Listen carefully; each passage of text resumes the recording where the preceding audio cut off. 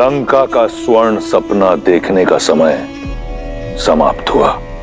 मार डालो इन सबको।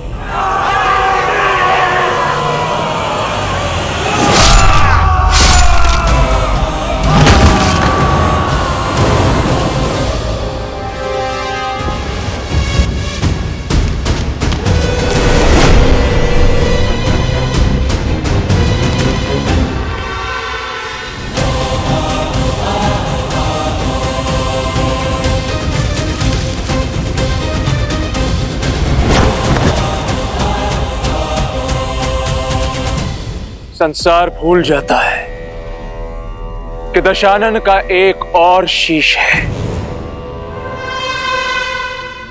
मैं मेघनाथ इस संसार में जब भी कोई मेरे पिताश्री के विरुद्ध खड़ा होगा, सबसे पहले मुझे अपने सामने पाएगा। मेघनाथ, मैं तुम्हारा संबंधी हूं। इसमें कोई संशय नहीं है कि संबंधी होने के नाते आप आदर के पात्र थे, किंतु जिस क्षण आपने मेरे पिताश्री को ललकारा, उन पर प्रहार करने का दुस्साहस किया, उसी क्षण आप केवल और केवल मेरे शत्रु बन गए। और ये इंद्रजीत कभी अपने शत्रुओं पर दया नहीं करता। तुम्हें मेरी शक्ति का अनुमान नहीं है।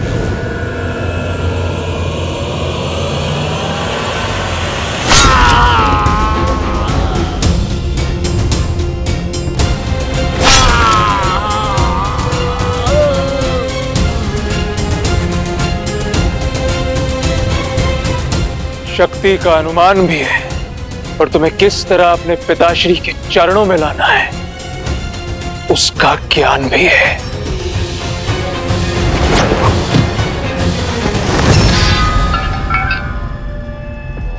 बहुत खेल खेल लिया विद्युत जीवा। अब इस खेल को समाप्त करने का समय आ गया है।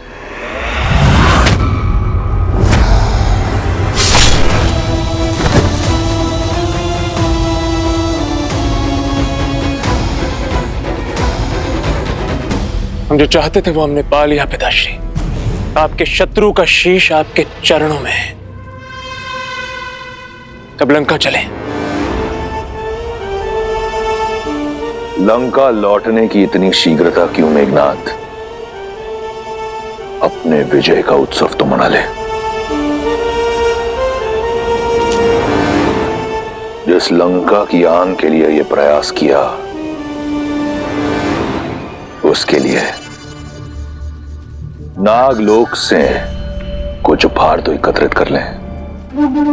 सैनिकों, नागलोक पर छा जाओ, कोना कोना छानो, नागमणि, आभूषण, जो भी मूल्यवान वस्तु मिले छीन लो, लूट लो।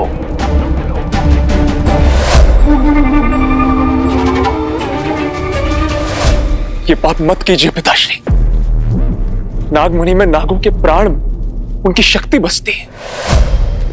इसमें कोई पाप नहीं। लंका की सुरक्षा, लंका की समृद्धि मेरा धर्म है, और अगर उसके लिए कुछ नागों का बलिदान होता है तो इसमें कुछ अनुचित नहीं। नहीं पिताश्री, नहीं। सुलोचना भी इसी लोक से है। इस नाते नाग हमारे संबंधी हुए और हम उनके अतिथि हैं।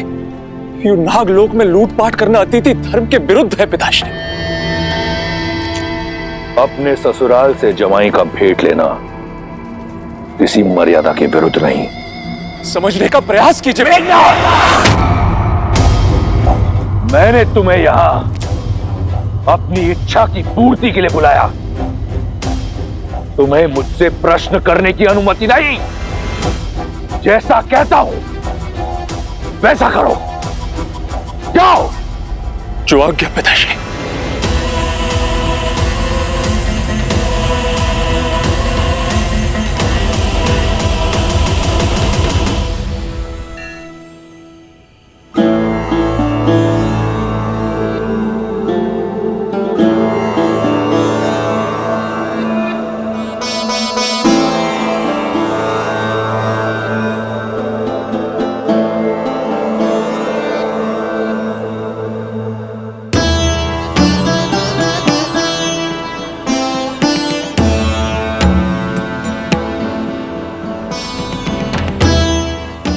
सुमंत राम आ गया। सुमंत, मेरे राम लक्ष्मण सीता को लेकर। सुमंत अब तक नहीं लौटे महाराज।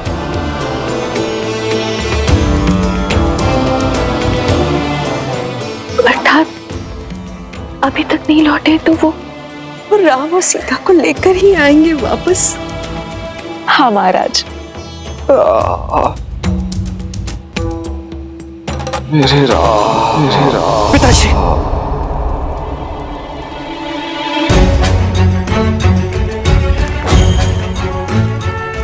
क्या हुआ भैया? सब ठीक तो है? कुछ नहीं लक्ष्मण।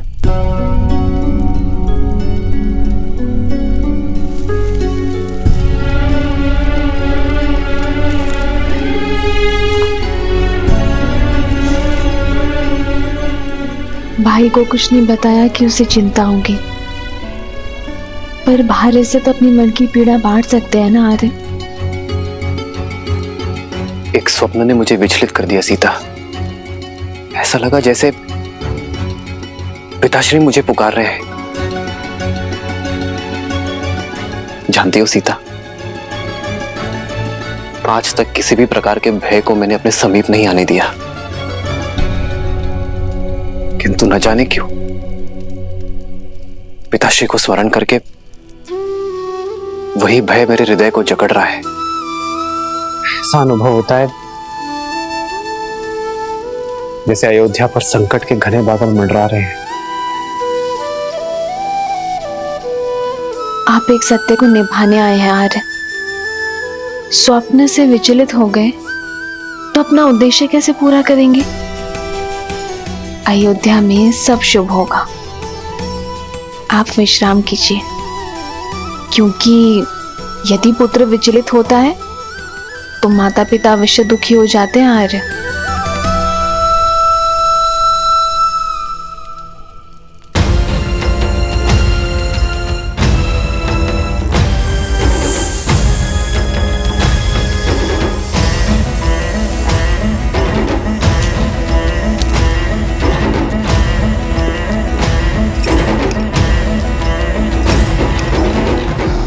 उत्तम, अति उत्तम। इसे लंका ले जाने की तैयारी करो। जो आज्ञा पिताश्री। तुम्हारे पिता की आज्ञा ही तुम्हारे नाश का कारण होगी।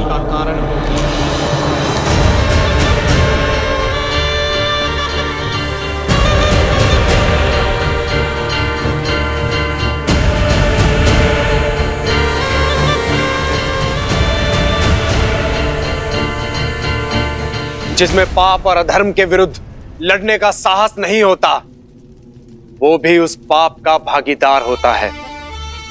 मन तो करता है कि अपना सारा विष इसी क्षण तुम्हारे शरीर में भर दूं, किंतु सुलोचना मेरी दत्तक पुत्री है, मैं उसे अपने हाथों से विधवा नहीं कर सकता। इसलिए मैं नागराज वासुकी तुम्हें यह श्राप देता हूं कि जिस प्रकार तुम्हारे पिता के आदेश से मेरे लोग मर रहे हैं, वैसे ही एक दिन तुम भी अपने पिता के आदेश से ही मृत्यु को प्राप्त होगे। तुम्हारा ही पिता तुम्हारी मृत्यु का कारण बनेगा। वासुकी, मेरे समक्ष मेरे पुत्र को श्राप देने का दुस्साहस गजानन हूं मैं। काल भी मेरा दास है। इन्हें जाने दीजिए पिताश्री, हम पहले ही बहुत पाप कर चुके हैं।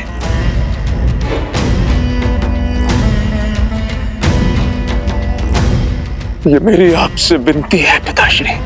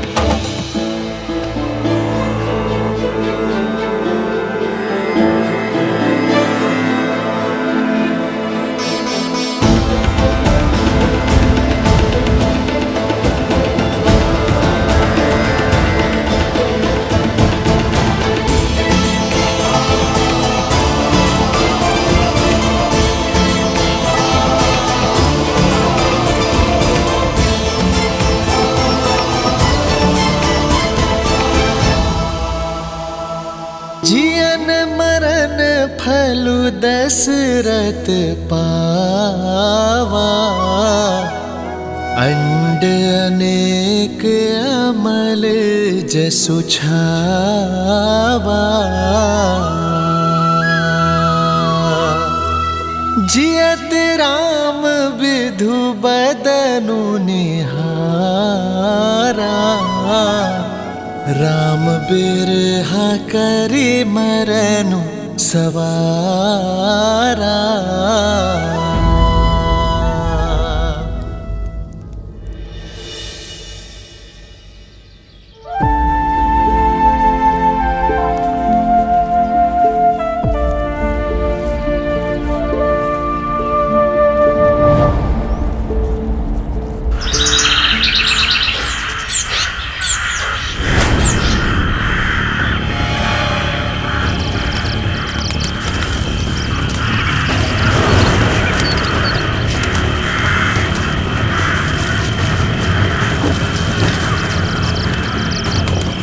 सावधान हो जाइए भैया, पंछियों का यह विचलित स्वर संकेत है कि अवश्य कोई अनिष्ट निकट है हमारे।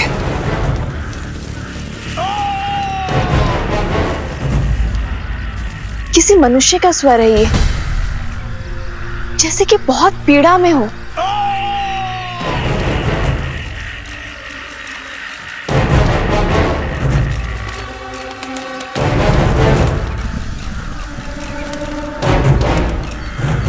लक्ष्मण,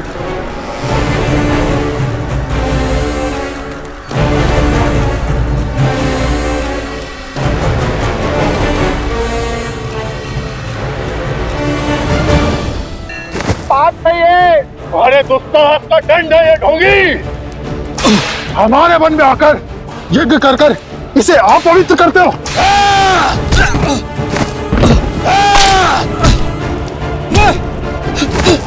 अब इस यज्ञ की अग्नि में जीवित जलोगे तुम।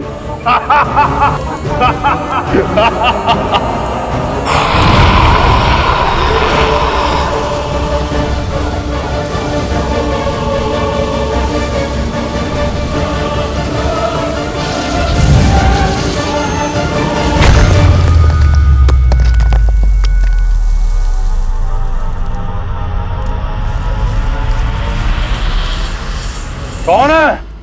सामने आ।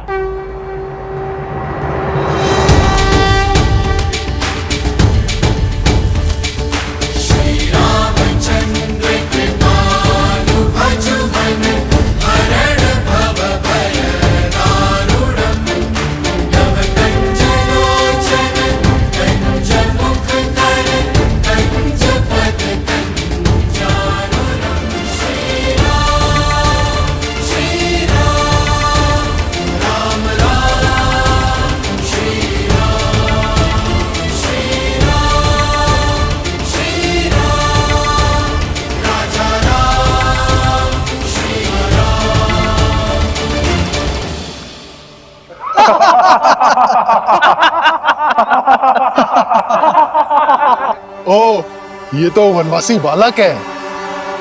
देखो, साथ में एक कोमल बालक और तरुणी भी है।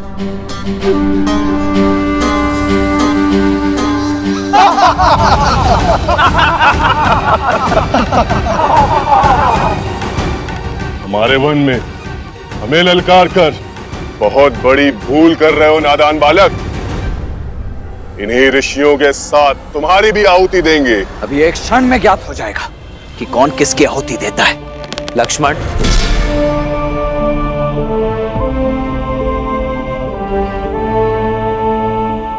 ये प्रहार केवल सावधान करने के लिए है, हिंसा या रक्तपात से कोई लाभ नहीं। मेरा सुझाव है इन संतों को मुक्त कर दो और जाओ यहां से। गंध, सुझाव में चेतावनी की गंध।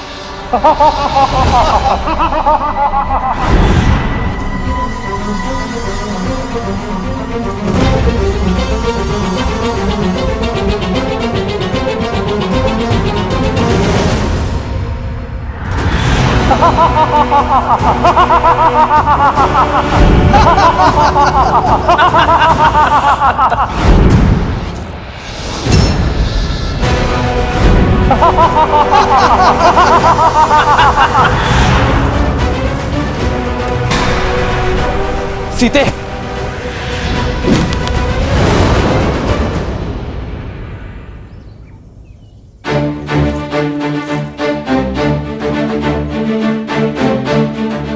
लक्ष्मण, भैया, भाभी, जाओ सीता। आइए भाभी।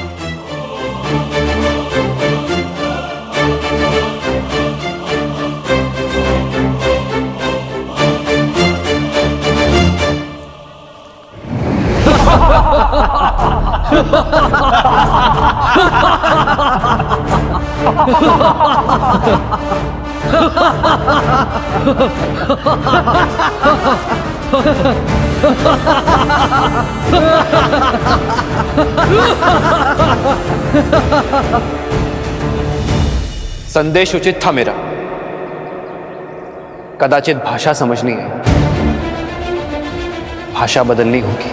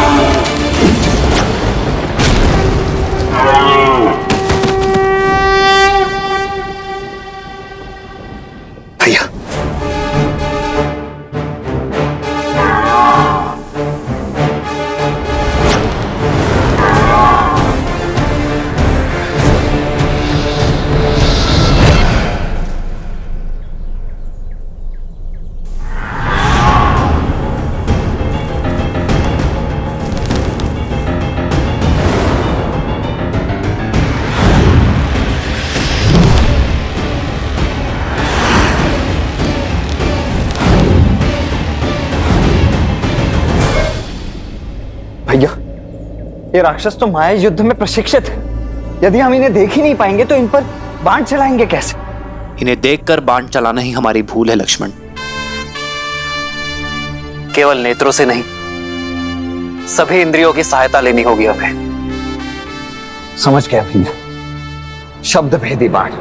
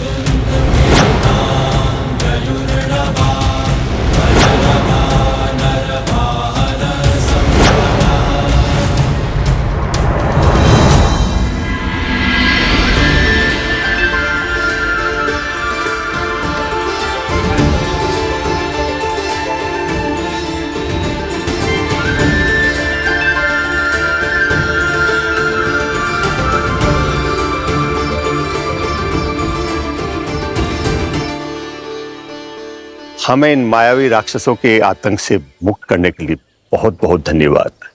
क्या हम हमारे तारणहार का परिचय जान सकते हैं? ऋषिवर, मैं अयोध्यापति दशरथ नंदन राम।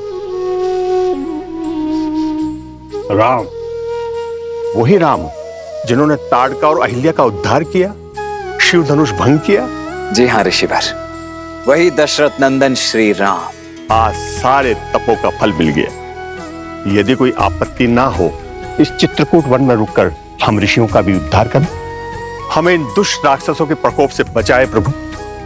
संतों की सेवा मेरी नियति है, आपत्ति नहीं। हम यही रुकेंगे ऋषिवर।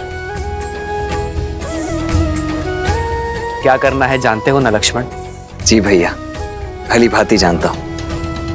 वही जो हमने ताड़का और सुबाहु के साथ किया था, क्योंकि राक्षसों को भी विधाता ने उन्हीं पंच तत्वों से बनाया है जिनसे हम बने हैं। इसीलिए प्रत्येक जीव का अंतिम संस्कार रीति पूर्वक होना ही चाहिए, है ना भैया?